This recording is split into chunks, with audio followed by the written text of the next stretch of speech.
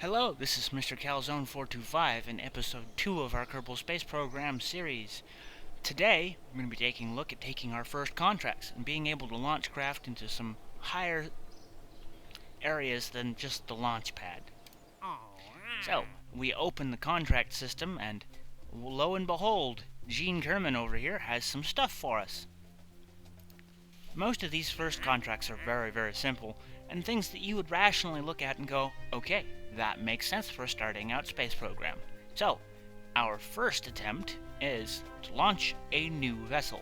Not something we've done before, something new. The game does know the difference, so if you have vessels saved over from other playings of Kerbal Space Program, you might want to design something new in order to actually meet the requirements of this. Expires never. We'll go ahead and accept these contracts. Set altitude record of 5,000 meters. That's very doable, especially with the very first equipment. You can do this with even the basic starting equipment. So we'll go ahead and take that because we know we'll be able to complete that on our first launching. Escape the atmosphere.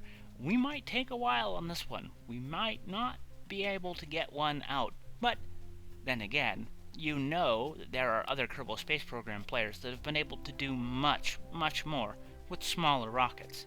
So we'll go ahead and take this and orbit Kerbin because we know we're going to be able to do those eventually. If not the first try, the second. So now we go back out and hit the vehicle assembly building right here in the middle, and we can start building our first rocket.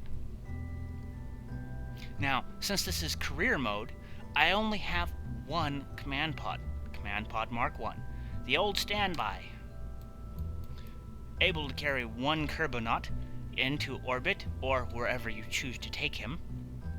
It's a very basic command pod that has some very necessary instrumentation inside it that is very useful. One of the differences and advantages between the manned pod and some of the probe bodies you'll get later is that this has instrumentation that the probe bodies and other vessels don't necessarily have. I'll show you a lot of that once we're on the launch pad and I can get an interior view of the rocket and you'll be able to see more of what I'm talking about. So, to start with, we're going to take a standard fuel tank, the FLT400 fuel tank, and the LVT30 liquid fuel engine, slap those on the bottom here. Now, we'll be taking them right back off and setting them aside while we go over here to the utility tab. We grab our parachute, put it on the top there. We hit our construction crane and grab a TR decoupler, TR18A stack decoupler, which allows you to, when all these rockets are spent, to return this pod safely to the ground. Now, the next stage is also to put another decoupler below our primary rocket and grab us some solid fuel boosters. With these, we should be able to get some real height advantage.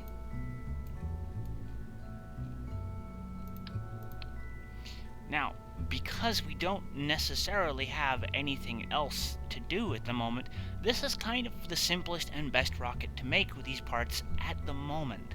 There are more efficient setups and or rockets that will go a little bit further, but let's say what we can do with one of the most basic rocket setups this game has to offer.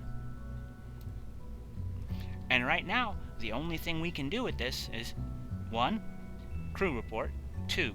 EVA report, if we get the chance without flinging our Kerbal off into deep space and or the ground at high speed, and a surface sample from wherever we happen to land. So that means we're not going to get a whole lot of science from this. But if we hit the science tab, we can now use our mystery goo containment unit to get us some extra science from wherever we happen to land. For symmetry's sake and to keep the rocket from becoming unbalanced, I stick 2 of them on there just to keep the rocket balanced so we don't end up spinning off in directions unplanned. Now, the 1 parachute is enough to keep this from landing totally bonkazoid, but it's overstrained. I would prefer to have the next stage of science and stick another deployable radial parachute on the back here so that this wouldn't be so off balance. We'll go ahead and name the craft X1. First test rocket design.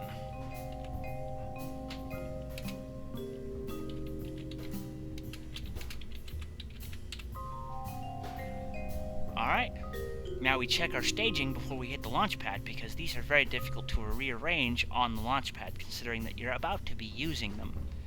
So, we have our solid fuel booster, decoupler, liquid fuel engine, decoupler, parachute.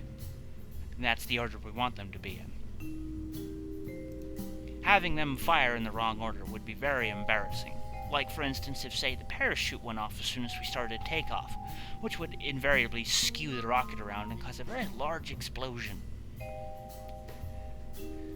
So, I've also hit save. The X1 is now saved.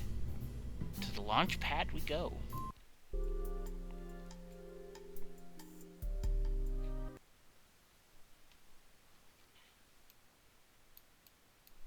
Alright, here we are on the launch pad. Let's see how well this whole setup fares. Now, we don't have any reaction wheels, so we can't necessarily rely on the SAS to keep us in line where we need to be. It will, but not very much. The command pod does have torque, but not a whole lot. So we'll see how effective it is at keeping us pointed straight up. Here we go.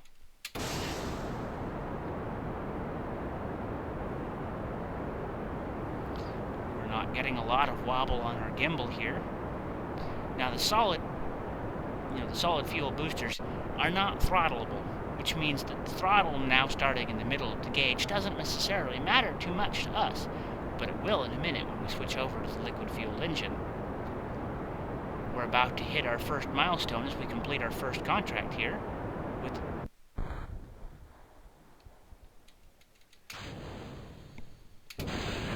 We have now completed our first contract that requires leaving the surface of Kerbin.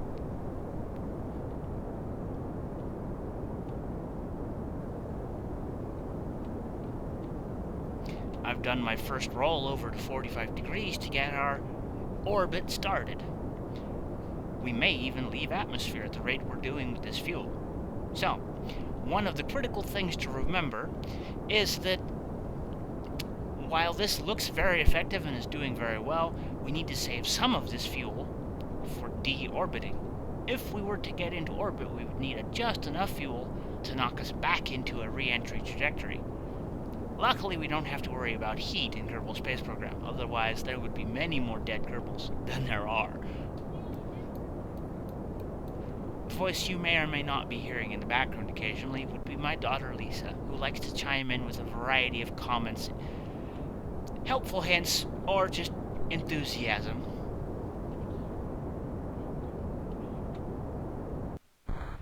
Now, as you can see with this particular rocket, I haven't designed it very well, and it doesn't have a whole lot of fuel.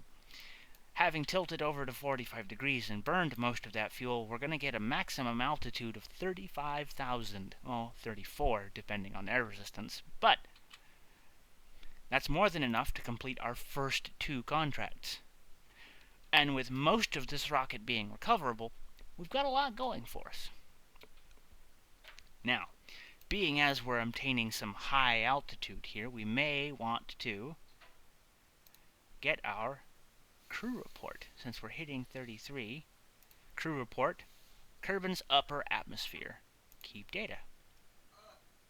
We're not going to do the EVA since we are still in atmosphere and we're traveling rather quickly. What would happen here if I clicked EVAs, the little Kerbal would pop out of the rocket and then get sucked off the side, where he would promptly, have the rest of the ship vanish as soon as it reached 2 kilometers away from him, and then he would die upon hitting the ground and or water. Now we're going to quickly take our goo and observe the effects of the high atmosphere on it. Kerbin's upper atmosphere. Keep data, keep data. That gives